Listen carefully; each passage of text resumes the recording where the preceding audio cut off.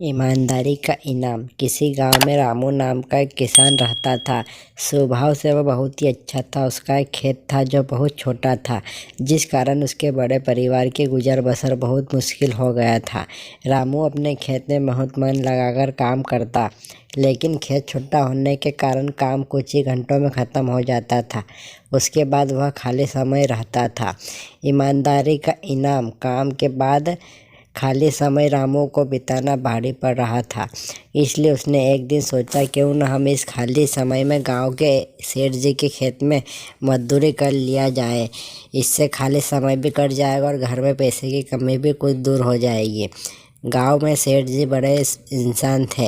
रामू जब उनसे काम मांगने गया तो सेठ जी ने कहा, तुम्हें मेरे खेत में मजदूरी करने की ज़रूरत नहीं। आज से मैं पूरे खेत की जिम्मेदारी तुमको देता हूँ। जो भी फसल हो गया आधा मुझे दे देना और आधा तुम ले जाना। सेठ जी के इस भरे व्यवहार से रामू बहुत खुश हुआ और अगले ही दिन उनके खेत पर काम शुरू कर दिया।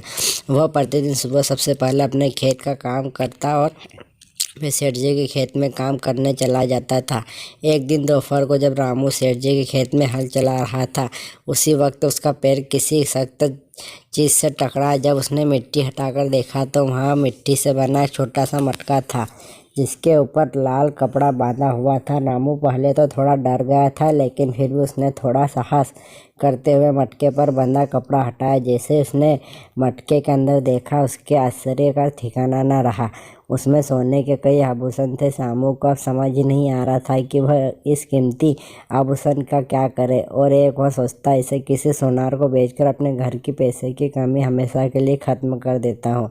वही दूसरे ही पल सोचता है कि यह ज़मीन सेठ जी की है, ये उन्हें सौंपना उचित होगा। काफ़ी देर तक उलझन में पड़े रहने के बाद अंत में सेठ जी के घर ही गया। उसने सेठ जी से सारी कहानी बताकर मटका उन्हीं के सामने रख दिया। मिट्टी का वह मटका देखकर सेठ जी उसे पहचान कर बोले, ये मेरी दादी के आभूषण है। मैं कई वर्षों से इन्हें खोजने की कोशिश कर रहा था। मुझे पता नहीं था कि ये कहाँ गड़े हुए हैं।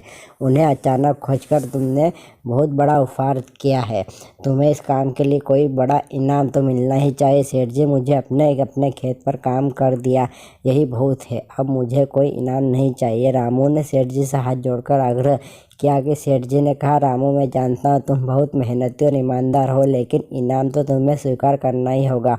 सेठ जी थोड़ी देर रुके और फिर कहा, मेरे जिस खेत पर तुम काम करते हो आज से वह तुम्हारा है, तुम उसके मालिक हो। सेठ जी के मुंह से यह बात सुनकर रामू खुशी से झूम उठा। उसकी आंखों में खुशी के आंसू थे। वह मन ही मन सोच रहा था, यदि वह लालच में पड़कर अपनी ईमानदारी को भूल जाता तो उसे इतना बड़ा इनाम नहीं मिलता।